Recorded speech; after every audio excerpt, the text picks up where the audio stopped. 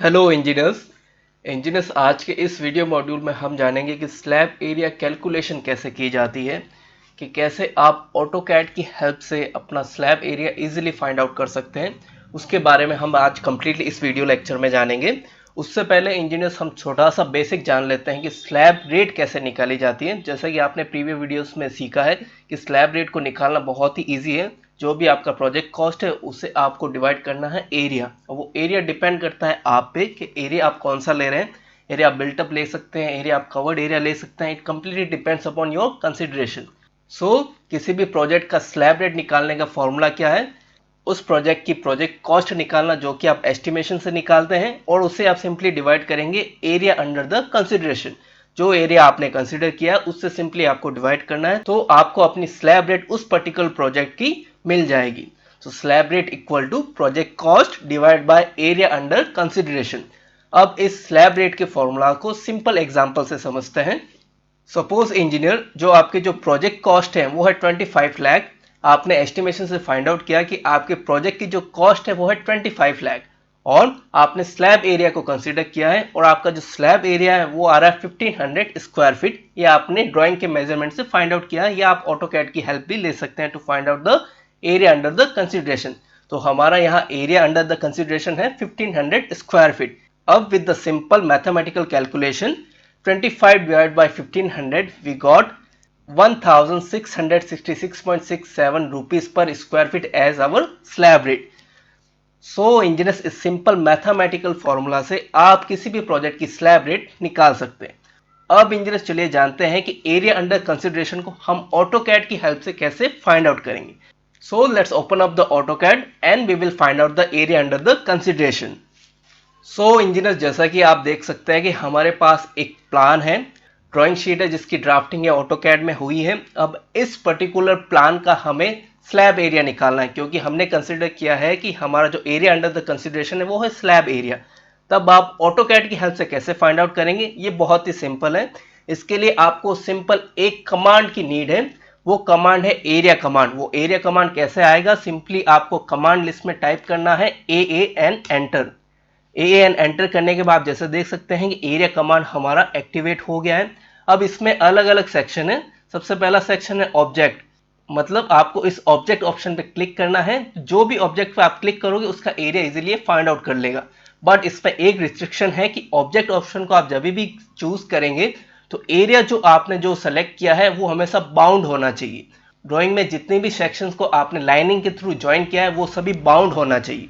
उन लाइन के बीच में ब्रीच नहीं होना चाहिए, तभी ये ऑब्जेक्ट ऑप्शन है इन एरिया कमांड वर्क करेगा।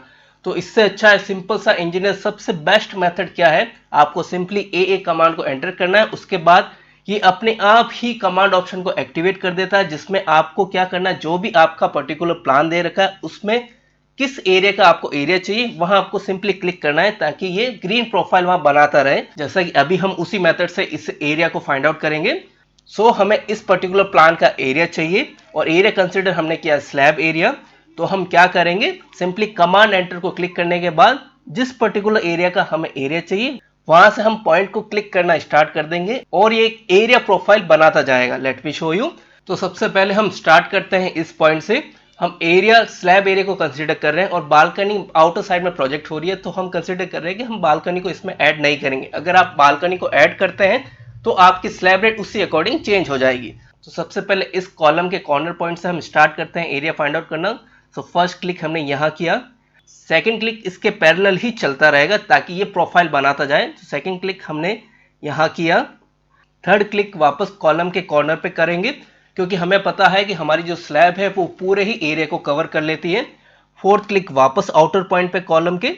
ऐसे ऐसे करते हम सारे आउटर पॉइंट को ज्वाइन करते जाएंगे। अगर आपके पास स्लैब एरिया की डिटेल नहीं है तो आप क्या कर सकते हैं कि स्लैब के रेस्पेक्ट में आपको प्रोजेक्टेड एरिया कौन सा है, जो कि आपकी फ्लोर पीसीसी है, आपकी ग्राउंड बीम है, तो उनको ऐड करके भी आप easily slab area find out कर सकते हैं। यहाँ हमारे पास ग्राउंड फ्लोर का प्लान है, तो जितने भी आउटर पॉइंट हम सभी को कनेक्ट करते जाएंगे।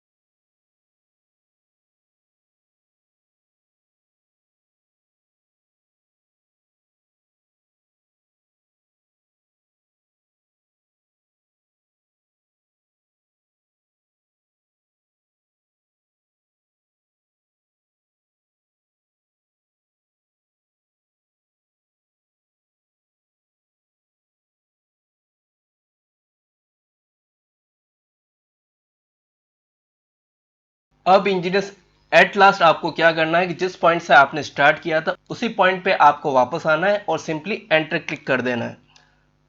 जैसे ही आप एंटर क्लिक करेंगे तो यहाँ आप देख सकते हैं कि आपका एरिया यहाँ मेंशन हो गया है। यहाँ आप देख सकते हैं यूनिट है वो mm में है, तो एरिया यहाँ mm में दे रखा है, तो हमारे पास ये एरिया सिंपली फाइंड आउट हो गया है और इसकी पेरीमीटर भी हमें इजीली पता चल गई है। अब इस मिलीमीटर स्क्वायर एरिया को आप किसी भी अदर यूनिट में कन्वर्ट कर सकते हैं, जो कि बहुत ही सिंपल है। सो इंजीनियर्स, आपने जाना कि कैसे आप सिंपल ऑटोकैड की हेल्प से किसी भी प्लान का एरिया फाइंड आउट कर सकते हैं विथ कंप्लीट एक्यूरेसी।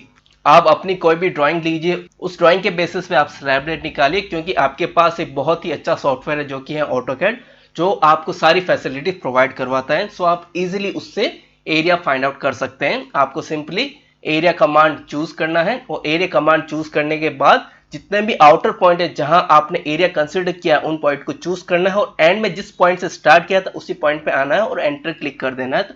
तो आपका जो एरिया है वो आपके सामने हाईलाइट हो जाएगा। फिर उस एरिया को आप किसी भी अदर यूनिट में कन्वर्ट कर सकते हैं on the basis of unit conversion. So hopefully engineers, आपको slab area calculation with the help of AutoCAD समझ में आया होगा। Please try this method on your own drawing sheet and try to find out the slab rate. Thank you so much.